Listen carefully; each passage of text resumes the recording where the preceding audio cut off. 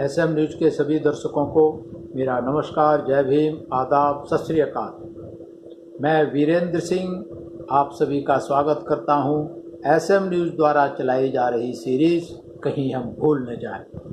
कहीं हम भूल न जाएं उन क्रांतिवीरों को, उन संतों, गुरुओं, महापुरुषों को, उन वीरांगनाओं को जिन्होंने देश के लिए, मानवता के लिए, समाज के लिए अपने आप को समर्पित कर दिया।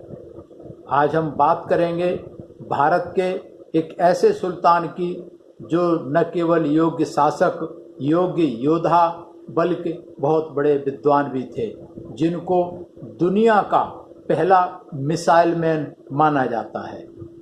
जी हाँ, बात करूँगा टीपू सुल्तान की।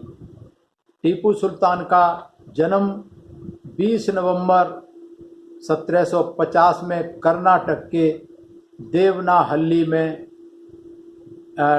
टीपू का पूरा नाम सुल्तान फतेह अली खान साहब था।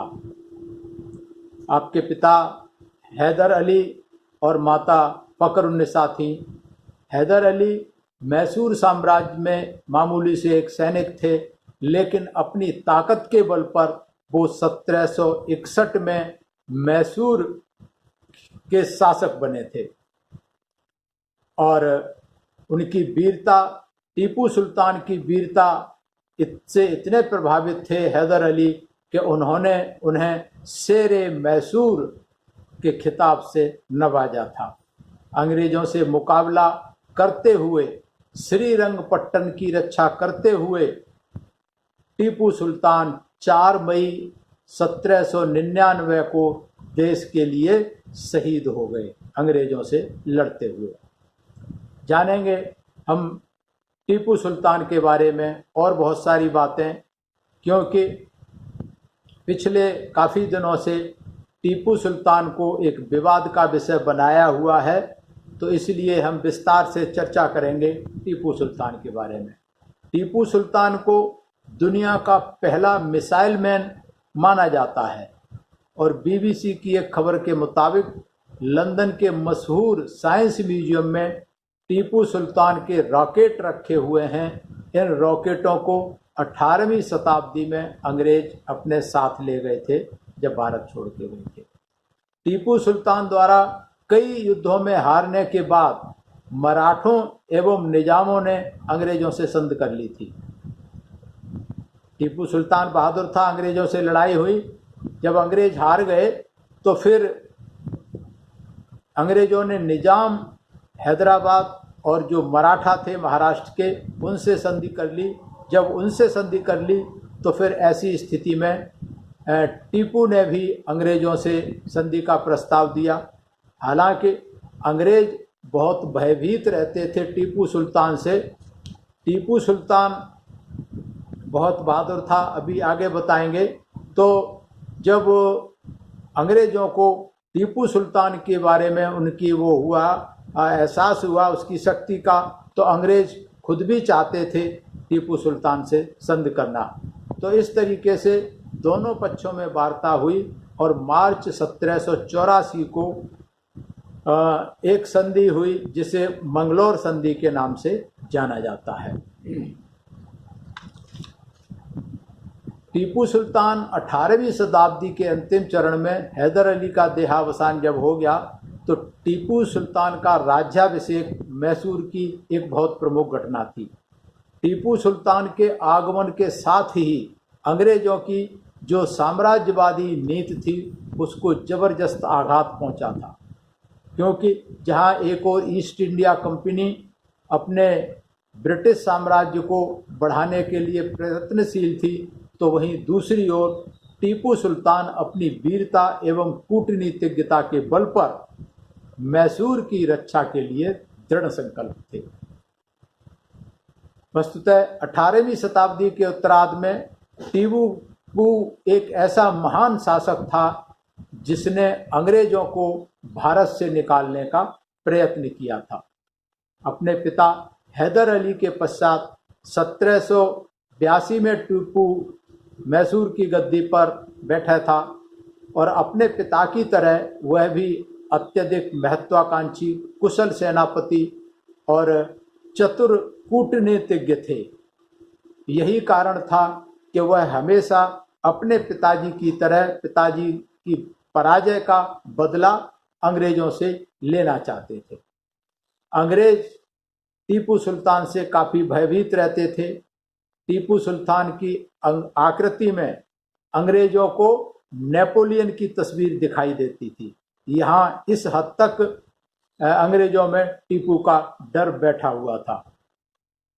टीपू सुल्तान अनेक भाषाओं के ज्ञाता थे और अपने पिता के समय में ही उन्होंने प्रशासनिक, सैनिक तथा युद्ध विद्या लेनी प्रारंभ कर दी थी और उसमें पारंगत हो गए थे। वो टीपू सुल्तान एक परिश्रमी और मौलिक सुधारक और अच्छे योद्धा थे। इन सारी बातों के बावजूद वो अपने पिता के समान कूटनीतिज्ञ व दूरदर्शी भी थे। वह उनका सबसे बड़ा गुण था।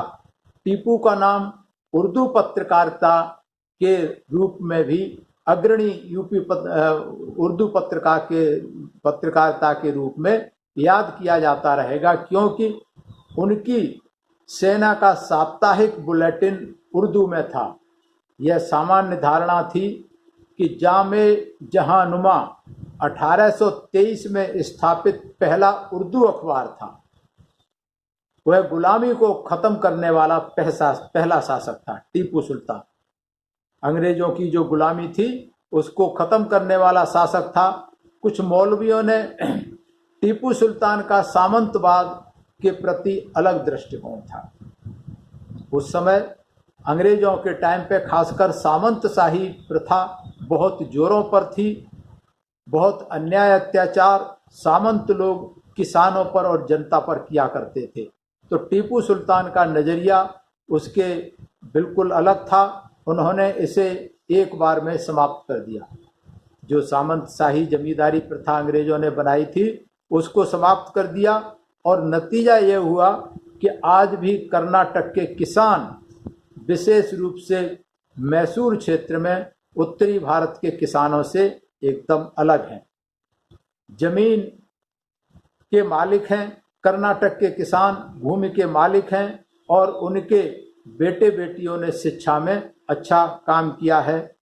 टीपू सुल्तान भी अपने राज्य के ब्राह्मण पुरोहितों के प्रति निष्ठावान थे और उनके सहयोग की मांग करते थे। यहाँ तक कि उनके द्वारा देवताओं के आशीर्वाद के लिए विशेष प्रार्थना करने का भी अनुरोध किया जाता था। 1791 में श्री गंगा तट के जगत गुरु स्वामी को लिखे उनके पत्र हिंदू विषयों के साथ उनके उत्कृष्ट संबंधों के प्रमाण हैं। इस दावे के लिए टीपू के कुछ 30 पत्रों को भारतीय पुरातत्व विभाग में संरक्षित किया गया है। ये बहुत महत्वपूर्ण है क्योंकि अभी पिछले कुछ वर्षों से खास करके बीजेपी टीपू पर हिंदू विरोधी होने का आरोप लगातार लगाते रहे हैं। झूठी कहानियां गढ़ी जा रही हैं। इसलिए ये जो ऐतिहासिक तथ्य हैं ये बहुत महत्वपूर्ण हैं। टीपू सुल्तान की हिंदू नफरत के इसमें कोई भी ऐसा न्याय नहीं है कि जहां ये निश्चित किया जा सके कि टीपू जो था हिंदुओं के खिलाफ था या हिंदुओं से नफरत थी। किसी न्याय कभी भी इस तरीके की बात टीपू के उसमें नहीं आती थी। गांधी जी ने टीपू की बहुत ही प्रशंसा की है कई जगह कई तरीके से। और उनका जो महल था जो टीपू सुल्तान का, वो वेंकटरमन श्रीनिवास और श्री रंगनाथ मंदिरों के बीच में था। मंदिर पास में ही थे, वहाँ खड़े थे। वह विशेष रूप से मैसूर के शासक की प्रशंसा करते हुए कहते हैं कि शेर के जीवन का एक दिन सियार के 100 साल के जीवन से बेहतर होता है। टीपू सुल्तान बहुत ही सुसंस्कृत पढ़ा लिखा व्यक्ति था। मुहिबुल हसन के अनुसार वो बहुमुखी थे और हर तरह के विषयों पर बात कर सकते थे। वह कन्नड़, और हिंदुस्तानी उर्दू बोल सकते थे, लेकिन उन्होंने ज़्यादातर फारसी में बात की जो उन्होंने आसानी से लिखी थी। उन्हें विज्ञान, चिकित्सा, संगीत, ज्योतिष, इंजीनियरिंग इन सारे सब्जेक्टों के अलावा धर्मशास्त्र, हिंदू शास्त्र, सूफीवाद इन सभी उनके पसंदीदा विषय थे। सभी पर वो बात करते थे और काम करते थे। कवियों और विद्वानों का उनके दरबार में बहुत आदर होता था, सत्कार होता था, हमेशा वो रहते थे और उनके विभिन्न विषयों पर चर्चा करने के लिए वो शौकीन रहते थे। वह सुलेख में बहुत रुचि रखते थे और उनके द्वारा आविष्कृत सुलेख के नियमों पर रिसाला डार खते तर्ज ए मोहम्मदी नामक फारसी में एक ग्रंथ मौजूद है। तो अगर हम मुस्लिम शासकों की बात करें तो ऐसे बहुत कम मुस्लिम शासक हुए हैं कि जो इस तरीके से पढ़ाई लिखाई और सब चीज़ों में, धर्मशास्त्र, सूफीवाद, इंजीनियरिंग और सभी में वो रखते हों अपना इंटरेस्ट, ऐसे बहुत कम हुए हैं। तो इसलिए टीपू सुल्तान एक महान शासक थे और ऐसा लिखा है कि उनकी लाइब्रेरी थी, निजी लाइब्रेरी थी, जिसमें अरबी, फारसी, तुर्की, उर्दू और हिंदी की पांडुलिपियों के 2000 से अधिक संगीत, हदीस, कानून, सूफीवाद, हिंदू धर्म, इतिहास, दर्शन, कविता और गणित से संबंधित साहित्य उनकी पर्सनल लाइब्रेरी में हुआ करता था। तो इस बात से हम अंदाज लगा सकते हैं कि वो कितने पढ़े लिखे विद्वान और साहित्य में रुचि रखने वाले, सभी धर्मों का सम्मान करने वाले रहे होंगे। इधर मंगलोर की संधि से भी अंग्रेजों और मैसूर का युद्ध समाप्त नहीं हुआ था। जो मंगलोर की संधि हुई थी अंग्रेजों के बीच में और टीपू सुल्तान के बीच में, 1786 में लॉर्ड कॉर्नवालिस जब भारत में आया, गवर्नर जनरल बना भारत का, तो फिर उसने सभी राज्यों के आंतरिक मामलों में हस्तक्षेप करना शुरू कर दिया और हस्तक्षेप जब करना शुरू कर दिया तो फिर टीपू सुल्तान को भी उसने हस्तक्षेप करना चाहा, लेकिन कॉर्नवालिस जानता था कि टीपू के साथ उसका युद्ध अनिवार्य होगा और इसलिए अकेले अंग्रेज उससे जीत नहीं सकते। इसलिए उसने निजाम हैदराबाद और मराठाओं से संधि की और मराठाओं से संधि करने के बाद मार्च 1792 में श्रीरंगपट्टन संधि के में युद्ध की घोषणा कर दी और इस तरह तृतीय मैसूर युद्ध प्रारंभ हुआ। तृतीय मैसूर युद्ध प्रारंभ हुआ, ये करीब 2 साल तक चलता रहा। प्रारंभ में अंग्रेज असफल रहे, लेकिन अंत में उनकी विजय हुई, चूंकि उनका गठजोड़ था निजाम की सेना से और मराठाओं की सेना से। तो इस तरीके से मार्च 1792 में श्रीरंगपट्टम की संधि के साथ युद्ध समाप्त हुआ और टीपू को अपना आधा राज्य का हिस्सा देना पड़ा और 30 लाख पौंड दंड के स्वरूप में इनको अंग्रेजों को भुगतान करना पड़ा, जिसमें प्रदेश का कुछ भाग निजाम को दिया गया और कुछ हिस्सा मराठों को दिया गया, जिससे उसकी सीमा मराठों की तंगभंद्रा तक बढ़ गई। शेष हिस्सों पर अंग्रेजों का अधिकार रहा। टीपू सुल्तान को जो है अपने 2 पुत्रों को भी कॉर्नवालिस को सुपुर्द करना पड़ा। इतनी बड़ी हार हुई। इस पराजय से टीपू सुल्तान को भारी क्षति उठानी पड़ी और उनका राज्य कंपनी के राज्य से घिर गया तथा समुद्र से उनका संपर्क टूट गया। यह आप देखिए, भारत के जो दूसरे राज्य थे उन्होंने अंग्रेजों का साथ दिया, बजाय भारत के शासक के निजाम ने भी अंग्रेजों का साथ दिया और मराठाओं ने भी अंग्रेजों का साथ दिया अपने भारत के शासकों को हराने के लिए।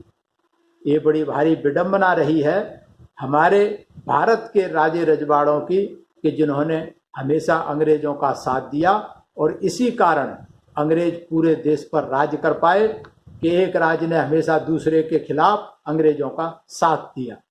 तो ये बहुत बड़ी विडंबना रही।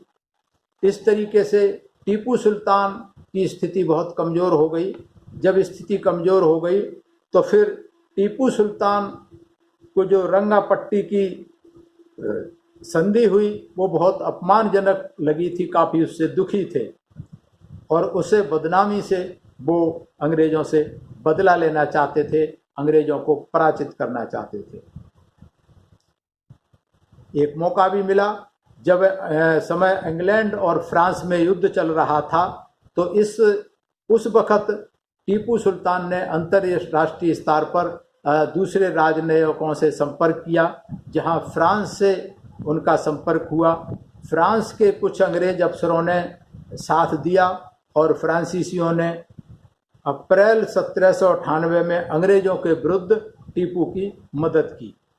इसके बाद 1798 में फिर बेलेजली जब वहाँ का गवर्नर जनरल आ गया तो बेलेजली ने फिर निज़ाम को मिलाकर अपने साथ और फिर युद्ध किया, और जिसको कहते हैं चौथा युद्ध, मैसूर का चौथा युद्ध।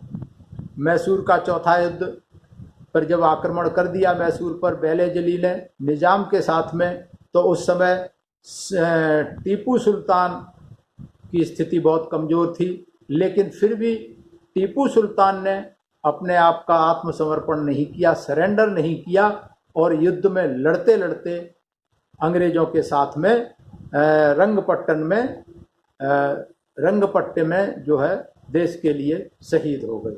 तो इस तरीके से जो मैसूर में 33 साल का जो राज्य था वो समाप्त हो गया और इसमें कुछ हिस्सा निजाम को गया, कुछ हिस्सा मराठाओं को गया, बाकी अंग्रेज़ों का आधिपत्य हो गया। इस तरीके से जो महान शासक था टीपू सुल्तान, वो देश के लिए अंग्रेज़ों से लड़ते हुए देश के लिए शहीद हो गया। उसने बाकी राजाओं की तरह देश के साथ गद्दारी नहीं की, किसी और राजा के साथ गद्दारी नहीं की। उसने अंग्रेज़ों से बहादुरी के साथ लड़ते हुए वीरगति को प्राप्त हुए। ऐसे टीपू सुल्तान को आज भारतीय जनता पार्टी बदनाम करने की कोशिश में तुली हुई है। पिछले काफ़ी समय से आपने देखा होगा टीपू सुल्तान के जन्म दिवस पर पिछली बार भी, चूँकि वहाँ कांग्रेस की सरकार है कर्नाटक में, कांग्रेस की सरकार इसको मनाती है, तो बदनाम करने के लिए ये किया है। लेकिन यहाँ इतिहास में ही लिखा हुआ है कि टीपू सुल्तान बहुत ही धार्मिक नेता थे, धार्मिक सुल्तान थे। उन्होंने 1971 में जब मराठाओं ने श्रृंगेरी संगम के मंदिर पर छापा मारा था, तो फिर टीपू सुल्तान ने मदद की थी। जब शंकराचार्य उनसे मदद के मांगने के लिए गए थे तो टीपू बहुत आक्रोश में आकर के बहुत दुख व्यक्त किया था और उनको 200 राहत नगद धन और अन्य उपहार दिए थे। श्रृंगेरी मंदिर में टीपू सुल्तान की दिलचस्पी भी काफ़ी सालों तक जारी रही। और इसके अलावा टीपू सुल्तान ने बहुत सारे हिंदू मंदिरों की बहुत लंबी लिस्ट है, मंदिरों को तोहफे पेश किए। मेलकोट के मंदिर को सोने चांदी के बर्तन दिए, जिनके शिलालेख बताते हैं कि ये टीपू ने भेंट किए थे। कलाले में लक्ष्मीकांत मंदिर को 4 रजत कप भेंट स्वरूप किए। 1792 और 1799 के बीच टीपू सुल्तान ने अपनी जागीर के मंदिरों को 34 दान के सनद जारी किए। इनमें से कई को चांदी और सोने की थालियों के तोहफे पेश किए। नंजनगुड़ के श्रीकांत मंदिर में टीपू का दिया हुआ एक रत्न जड़ित कप है। नंजनगुड़ के ही नंजुनेश्वर मंदिर को टीपू ने एक हरा सा शिवलिंग भेंट किया। श्रीरंगपटना के रंगनाथ मंदिर को टीपू ने 7 चांदी के कप और एक रजत कप ज्वालिक पेश किया। तो मान्यता है कि ये दान हिंदू शासकों के साथ उन्होंने हिंदू मंदिरों को लगातार उनकी मदद की, उनकी हिफाजत की और उनको दान दिया और तोहफे दिए और बहुत सारे मंदिरों के लिए उन्होंने जगह भी दी थी। तो इस तरीके से टीपू पर जो इल्ज़ाम लगाए जाते हैं ये राजनीति से प्रेरित हैं। इस पर भी डिबेट और डिस्कशन हुआ है। ये हमारे पास टीम बीबीसी का डिबेट है जिसमें बीजेपी कर्नाटक के लाई बहुत सारी कहते हैं कि कांग्रेस और टीपू में समानताएं हैं कि दोनों हिंदू विरोधी हैं और दोनों जो है ये जश्न मना रहे हैं। तो इस तरीके से कर्नाटक में बीजेपी काफ़ी दिनों से टीपू सुल्तान का विरोध प्रकट कर रही है कि ये जो थे हिंदू विरोधी थे और इन्होंने बहुत सारे हिंदुओं का कत्लेआम किया था। आरएसएस को टीपू से इतना परहेज क्यों है ये समझाने के लिए बीबीसी संवाददाता अनंत प्रकाश ने संघ के विचारक और राज्यसभा सांसद राकेश सिन्हा से बात की। उन्होंने सवाल पूछे, उन्होंने जवाब दिए। तो बाद में ये निष्कर्ष निकला कि टीपू सुल्तान एक बहुत बड़ा चुनावी मुद्दा बनाया हुआ है बीजेपी ने। कर्नाटका में भाजपा के लिए टीपू सुल्तान बीते काफ़ी समय से एक अहम मुद्दा बने हुए हैं। बीजेपी कई सालों से कर्नाटक में टीपू सुल्तान की जयंती मनाए जाने का विरोध करती रही है, लेकिन अखिलेश शर्मा कर्नाटक में टीपू पर हो रही राजनीति के बारे में कहते हैं कर्नाटक में बीजेपी इसे एक बड़ा मुद्दा बनाकर रहेगी, इसी वजह से कि बीजेपी वहां कांग्रेस के मुख्यमंत्री को हिंदू विरोधी नेता साबित करना चाहती है और ये भी कि उनकी नीतियां हिंदू विरोधी हैं। हालांकि विपक्षी पार्टियों का इस मामले में बीजेपी पर दोहरा रवैया अपनाने का आरोप लगाती है। क्या लगाती है? अखिलेश शर्मा ने बताया कि विडंबना ये है कि इस मुद्दे पर बीजेपी की राय बदलती रहती है, क्योंकि एक समय में जब कर्नाटक में बीजेपी की सरकार थी तो मुख्यमंत्री जगदीश शेट्टर ने उन्हें एक महान नायक बताया था। राष्ट्रपति रामनाथ कोविंद भी कर्नाटक विधानसभा की 60वीं सालगिरह के मौके पर टीपू सुल्तान की तारीफ कर चुके हैं। ऐसे में बीजेपी के लिए ये कोई स्थायी मुद्दा नहीं है और इस पर उनकी राय जरूरत के हिसाब से बदलती रहती है। तो इसलिए ये दर्शकों को समझ लेना चाहिए कि बीजेपी किस तरीके से इतिहास को तोड़ मरोड़ के पेश करना चाहती है और सिर्फ टीपू सुल्तान की बात नहीं है, बहुत सारे ऐसे मुद्दे हैं कि जो इतिहास को तोड़ मरोड़ने की कोशिश कर रहे हैं। बहुत जगह इन्होंने स्कूल की किताबों में ऐसी चीज़ों को तोड़ मरोड़ के पेश कर दिया है, बदल दिया है। अब इसमें इतिहासकार क्या कहते हैं, फैक्चुअल पोजीशन क्या है, तो इसके बारे में मैसूर के पूर्व शासक टीपू सुल्तान को एक बहादुर और देशभक्त शासक के रूप में ही नहीं, धार्मिक सहिष्णुता के रूप में के दूत के रूप में भी याद किया जाता है कि उसके समय किसी भी धर्म के खिलाफ कोई ऐसा अन्याय नहीं किया था। लेकिन इतिहास को माने तो टीपू सुल्तान को सांप्रदायिक सिद्ध करने की कहानियां गढ़ी हुई हैं कि जो सांप्रदायिक कहानियां जोड़ी जा रही हैं वो सब बाद में बनाई हुई गढ़ी हुई कहानियां हैं। और कुछ समय से भाजपा नेता और दक्षिणपंथी इतिहासकार टीपू को हिंदुओं के दुश्मन मुस्लिम सुल्तान के रूप में पेश करने की कोशिश कर रहे हैं।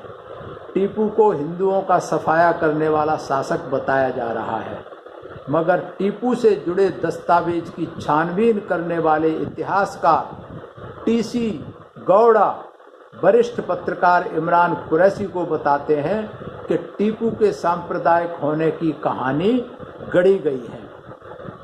टीपू एक ऐसे भारतीय शासक थे जिनकी मौत मैदान जंग में अंग्रेजों के खिलाफ लड़ते लड़ते हुई थी और साल 2014 की गणतंत्र दिवस की परेड में टीपू सुल्तान को एक अदम्य साहस वाला महायोद्धा बताया गया था।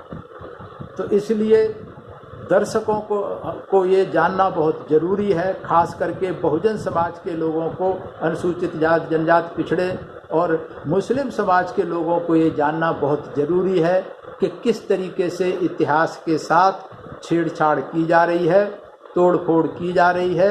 इससे बहुजन समाज के लोगों को सावधान सतर्क रहने की ज़रूरत है। आगे टीसी गौड़ा साहब कहते हैं कि टीपू सुल्तान सांप्रदायिक कहानी गढ़ी गई है। आगे कहते हैं कि इसके उलट टीपू ने श्रृंगेरी, मेलकोटी, नागजमुंड, श्रीरंगपट्टम, कोल्लूर, मोकंबिका के मंदिरों को जेवरात दिए और सुरक्षा मुहैया कराई थी।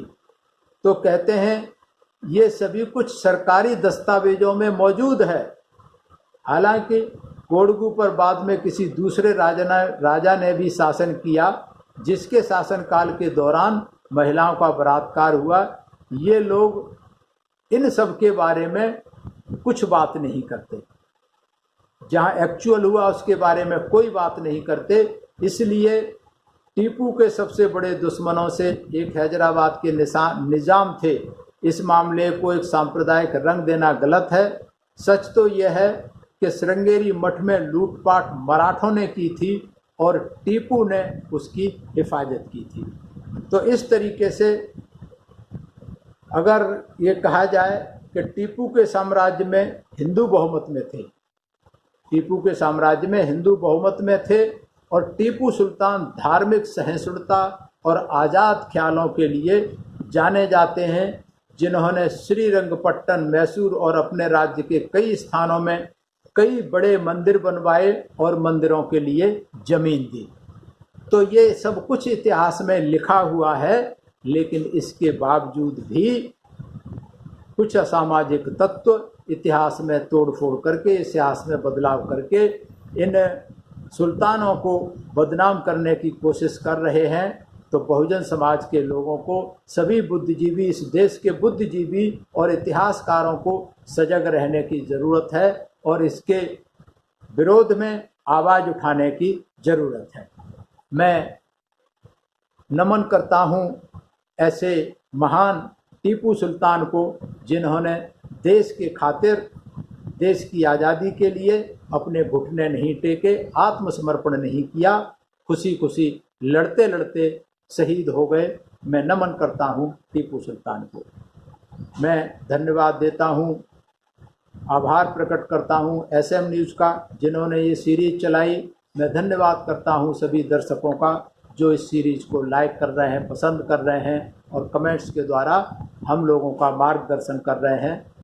अगर आपने अभी तक हमारा चैनल सब्सक्राइब नहीं किया है तो सब्सक्राइब करें और घंटी का बटन बिल्कुल भी दबाना ना भूलें, ताकि सभी लेटेस्ट खबरें पहुंच सकें आप पे सबसे पहले।